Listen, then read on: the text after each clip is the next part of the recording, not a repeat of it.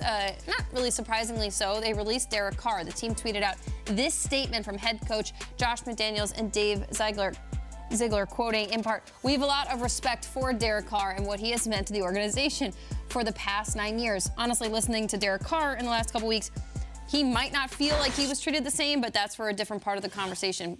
Peter, let's just dive into this. Yeah, why was he released? So his contract was written that he was guaranteed $40 million by the Raiders if he was on the team 72 hours after the Super Bowl. They said, you can go explore trades, you can go visit teams, you can do whatever you want. He visited the Saints. A lot of people were like, oh, they're going to trade him to the Saints.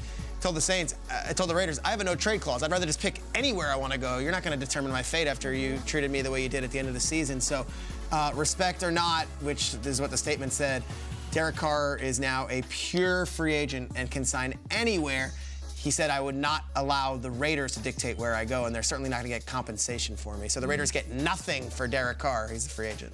So now there's a what's next atmosphere with Derek Carr, with the Raiders, and how this offense and the organization moves forward without a guy that they leaned on for the last handful of years. So, Kyle, what identity-wise, where do you go here? What if he did want to go to the Saints, though? He just didn't want them to trade him to the Saints so they could benefit from it. Yes. So he's like, release me and then I'll sign as a free agent. You're not getting drafted. That's crazy. That's well, the other added thing too is being a free agent, Peter. Like he gets his pick of the litter right now, and teams, and like whereas everybody else gets to wait till March 15th, right? So it's interesting to be the first guy at the front of the line and no one else is in line behind you right now. Yeah, I'm intrigued by $40 million guaranteed for this upcoming season. So if he's traded, his contract just transfers over. Now, as a free agent, he'll negotiate a new contract. Yeah. What's the money? Does he make 40 and what's the money and what's the team? So we've gone through waves of this.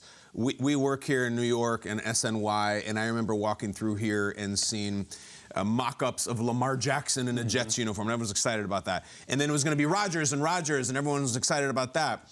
I was kind of interested to Jets fans about how do they feel about Derek Carr. So before I put it up, I did a poll. How do you guys think this came out? I just said, Jets fans, Derek Carr. I said, A, hell yes. B, fine, I guess. Or C, dry heaving. How do you think it came out? What's your gut? What do you think? Jay, what do you think? B, fine, I guess. You think fine, I guess? Yeah, Jamie? I think 60% dry heaving. 60%, all right. I think 100% fine, I guess. 100% fine, I guess? Yeah. Let's go to the polls. Let's bring up the results. This is Jets fans. Oh. It's a fine, I guess, 47%. Hell yes, 30%, which is impressive. So the dry heaving, Jamie, I was kind of with you, but the people were not with us. It feels like an extreme response from Jets fans, which I feel like they always take. So I was going with the extremism. Well, their take in the discussion was, it would be the best quarterback we've had in a really, really long time. The thing that's fascinating about Derek Carr is he is very good, but he is objectively not great by today's standards. So it's not one of these things about, oh my God, let's get him no matter what. Let's get him, let's get him. But it's also like, man, he's pretty good. We should bring him in here. He's never won a playoff game. The only one he's ever been in, he threw an interception on the last play. So the legacy is complicated. Lamar, I get. Sexy as hell, MVP. He's won in the playoffs. Rodgers is Rodgers. The Carr thing is kind of like, are we winning the East? Are we fighting for the AFC with Derek Carr? We're in a psychological purgatory about it, and I think the fans are too. Yeah, I think it would be hell yes if there wasn't the conversation of a possible Lamar Jackson, of a possible Aaron Rodgers. I think that's what makes it yeah, fine, I guess. Because to that point, he'd be the best quarterback we've seen in a Jets uniform in a very long time. And there's so much discussion of what's next for Derek Carr, but I go to more of what's next for the Raiders. I mean, we talked about when they decided that they were going to move on from Derek Carr towards the end of the season, the possibility of Tom Brady coming over to rejoin Josh McDaniels. Well, Brady has retired since then, so is it Aaron Rodgers coming over to rejoin his teammate in Davante Adams? Is it them going out to get Jimmy Garoppolo? Are they willing to now break the bank to bring in another veteran quarterback who's coming in to save the day and take them to the Super Bowl? Aaron Rodgers, a guy that we know, the relationship with him and Davante is great. Jimmy Garoppolo was with Josh McDaniels when he was in New England and had a ton of success there before being traded to the 49ers in the absence of Tom Brady when he went through what he went through with Deflategate. So, yes, these two guys are options, but at the same time, if you're the Raiders, we've watched now San Francisco go through 3 quarterbacks and still be able to go far into the playoffs and play an NFC Championship game.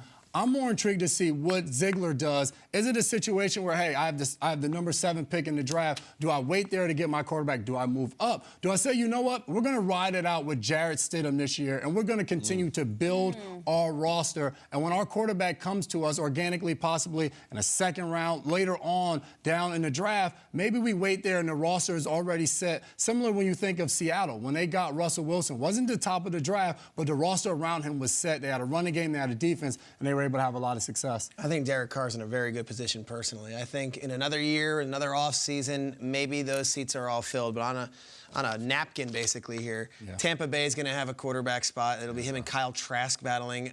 Carolina's going to have a quarterback spot. It'll be him and a top 10 pick most likely. New Orleans will have a quarterback spot. Both Dalton and Winston are no longer going to, have those roster as QB1 going into this thing.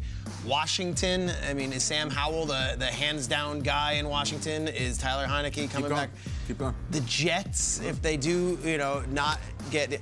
So I look at him, I think this is a great position. That's why you say, let's explore free agency. Maybe he doesn't make $40 million, but if he makes 35 and he could pick and be a number 1 quarterback and have his choice where he is.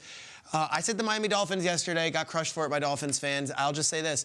I think the Dolphins, when they come out and say we're going to explore a veteran quarterback, they're not talking about exploring for Case Keenum or for Colt McCoy. They're exploring an actual competition for Tua and maybe a fallback plan if Tua can't go. So I think the Dolphins are a possibility still.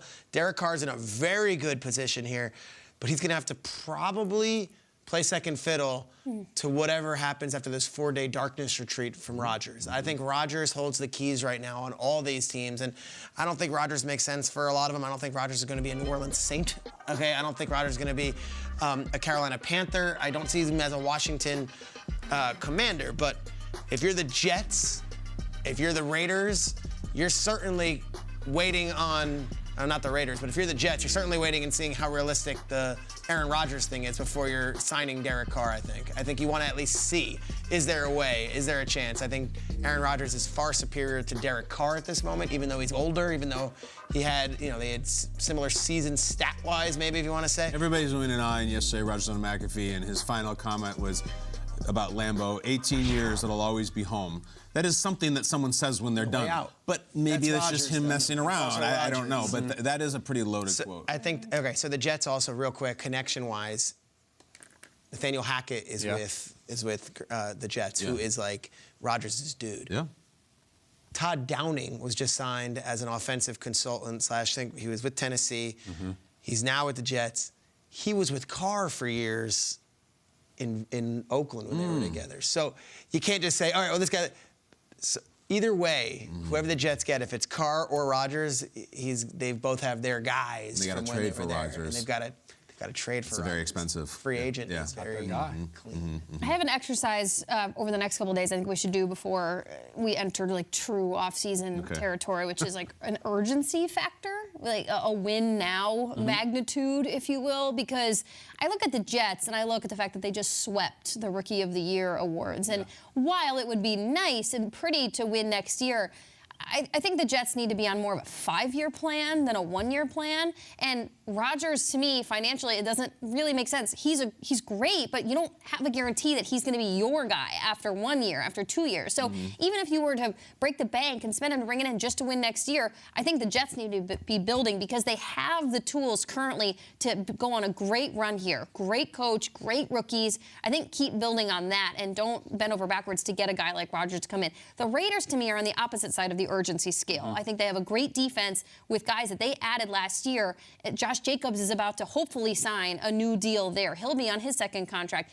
Devontae Adams, to me, holds the key here with the Raiders, too, because he's Derek Carr's guy. It was so cute that they had this Fresno State reunion. Didn't plan out well. And bless Devontae Adams' soul, he continues to tweet, that's my man. We're brothers. We get it. Okay, that's great. He's not your quarterback anymore. But who is it going to be? Is Aaron Rodgers still your guy? There was that awkward quote last year where it was Hall of Famer to Hall of Famer. No one really got to the point where Devontae Adams was trying to say. But if Aaron Rodgers is going to get there, I think the Raiders are a team that could spend because they do need to win now. I think Josh McDaniels is a head coach that needs to win in the next 1 to 2 years, or his namesake as a head coach, it's not going to pan out well. So on an urgency factor, I think the Raiders they need to spend a little bit more to win sooner than the Jets do. I agree, and I think the one thing you said, Jay, that I can't see is something about, well, the Raiders just play it chill and like ride out Jarrett Stidham or whatever. I just don't think the ownership will do that. I don't think the optics there. The Super Bowl is coming to Las Vegas. They care about optics. They care about winning. McDaniels needs a winning season. I think they have to do something bold, especially with Carr leaving and kind of, I don't know, de-pantsing them as he walks out. You know, like in the headlines, like, you need to strike back. Like, the autumn wind is a Raider. Like, let's see something. You made a really big point, though. The Packers have to trade Aaron Rodgers. So break it down. Yeah. It's Carr's a free agent. Carr, you can sign Carr tomorrow. Whatever. You got to trade everything for Rodgers. And the Packers have to agree to give it. Like, but Rodgers is significantly better, you know. Like, yes, so and where do you also come out? And the Raiders if the Packers trade Rodgers before June 15th, his designation date, the Packers still have to eat $40 million, or June 1st. Which is what's crazy, Peter, when you say he holds the keys after his darkness retreat, that's in 4 days. Like, if the Packers don't want to eat that financially, everyone is then waiting till June 15th. But then he still holds the keys because he can just hold out. And he doesn't have no trade, too, so then that's weird. He doesn't have what Carr had. It's not as clean. Right. Yeah. If you just want to be done and have a quarterback, you sign Derek Carr tomorrow. Right. If you want to really roll the dice, you wait on this Rodgers Express, whatever the Can we push it one more? Give us a state of Lamar. What's going on? It's so mysterious. Good reporting from Ian Rappaport earlier What's he got? in the week on Sunday, just that the thought now is he will be franchise tagged, but the question is, franchise tagged and then they hold on to him, or franchise tagged and then traded? But the hiring of Todd Monken is interesting. College OC with Georgia, but of course had a long NFL career before that. We haven't heard from Lamar himself. If you're franchise, he was not out there Super Bowl. Like every quarterback's out there, Lamar was not there. Yeah. Which, I mean, he dealt with an injury. Like, I have no reason to be. And he's on the brink of getting paid. I have no reason to be there to be paid. Guys go to the Super Bowl to make money. If you get franchise tag and you're Lamar, you don't show up to camp, right? I wouldn't. Why would you? Like that? Then Give me my that's $200 million. That's a mess. What are we waiting for?